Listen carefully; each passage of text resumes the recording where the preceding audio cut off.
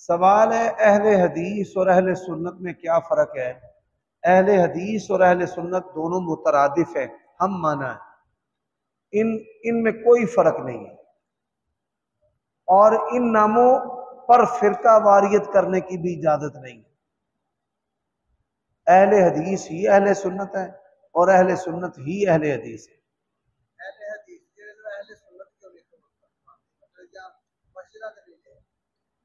सवाल है कि अहले हदीस अहले सुन्नत क्यों नहीं कहलवाते या लिखते क्यों नहीं है। बाज़ जगहों पर लिखा हुआ है, बाज़ मसाजिद पर भी लिखा हुआ है। मेरे मोहल्ले के अंदर एक मस्जिद है, अहलुस सुन्ना वल जमा अहलुल हदीस लिखा हुआ है। लेकिन ये जो रजिस्टर्ड है ना जमातें, अंग्रेज के दौर में रजिस्ट्रेशन का जो कानून लगा अंग्रेज के दौर में, तो फिर इन्होंने अपने रजिस्टर्ड नाम रखे। देवबंदी लिखते अहलुस सुन्ना वल जमा, हनफी देवबंदी। बरेलवी वल के बगैर लिखते हैं अहलुस सुन्ना व जमात, वो इस नाम से रजिस्टर्ड है। और अहले हदीसों ने अपने आप को लफ्ज अहले हदीस के साथ रजिस्टर्ड करवाया। ठीक है, ये एक तंजीमी मसला है और इससे बढ़कर कुछ भी नहीं।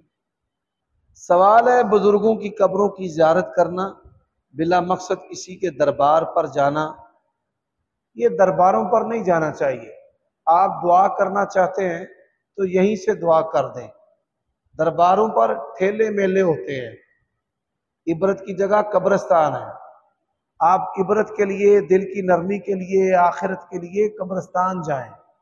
नबी अलैहिस्सलाम ने कब्रिस्तान जाने का हुक्म दिया है, दरबारों पर जाने का हुक्म नहीं दिया। आप दरबारों पर जाएं, आपको नंगी औरतें नजर आएंगी, शहावत के फितने नजर आएंगे, दावत गुनाह देंगी खुले लफ्जों के साथ।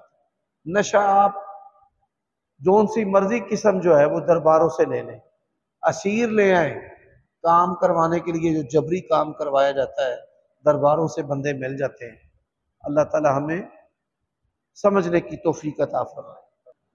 सवाल है, तशहुद में उंगली को हरकत देने वाली हदीस बता दें और तशहुद में बाएं घुटने को पकड़ना चाहिए या हाथ सीधा रखा जाए। तशहुद जो है इसके अंदर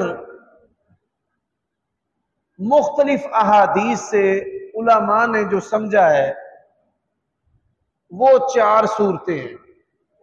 पहली सूरत तो ये है कि आप तशहुद पढ़ें, दुरूद शरीफ पढ़ें, दुआएं पढ़ें।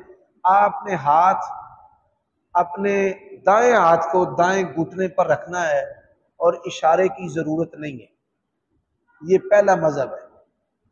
और इनकी दलील क्या है कि नबी अलैहिस्सलाम ने तशहुद में अपने दाएं हाथ को दाएं घुटने पर रखा, यहां पर, यानी ये जो घुटने के साथ रान है इस जगह पर।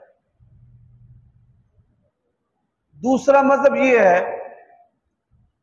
कि अशहदु अल्ला इलाहा इल्लल्लाह, ला इलाहा पर उंगली खड़ी करे और इल्लल्लाह पर नीचे कर दे। ये अहनाफ का फतवा है।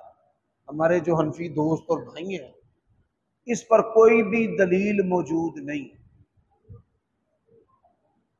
तीसरा फतवा यह है कि शुरू से लेकर आगाज तक उंगली को हरकत दे। आप सल्लल्लाहु अलैहि वसल्लम यदउ व युहर्रिकु यतशहदु व युहर्रिकु के तशहुद पढ़ते, दुआ करते और उंगली को हरकत देते। और इसी तरह चौथा जो मजहब है वो ये है कि नबी अलैहिस्सलातु वस्सलाम ने इशारा किया। हरकत और इशारा यानी एक दफा आप कर दें।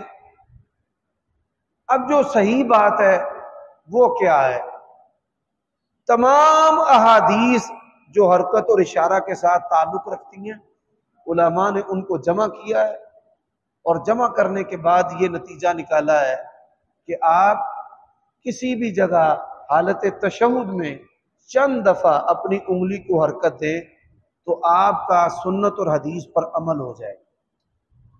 अशहदु अल्लाह के साथ ये खास नहीं है, कोई दलील उंगली की हरकत को अशहदु अल्ला इलाहा के साथ खास नहीं करती। तो आप तशहुद में चंद दफा उंगली को हरकत दें तो यही हदीस का तकाजा है और आपने अहादीस पर अमल कर लिया है। वला हौला वला कुव्वता इल्ला बिल्लाह।